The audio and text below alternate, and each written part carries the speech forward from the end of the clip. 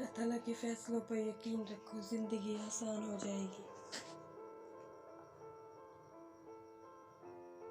अच्छे लोगों का तुम्हारी ज़िंदगी में आना तुम्हारी किस्मत होती है और इन्हें संभाल के रखना तुम्हारा हुनर।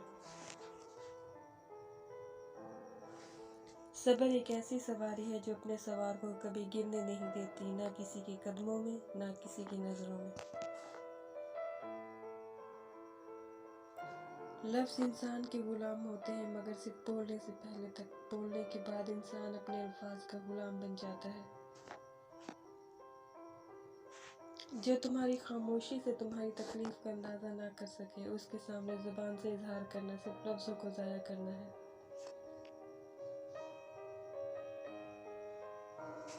ज़िंदगी उस्ताद से ज़्यादा सख्त होती है। उस्ताद सबक देकर इम्तिहान लेते हैं और ज़िंदगी इम्तिहान लेकर सबक देती है। अगर आपको मेरे चैनल पर ये वीडियो अच्छी लगी तो वीडियो को लाइक और चैनल को सब्सक्राइब कर दें। शुक्रिया।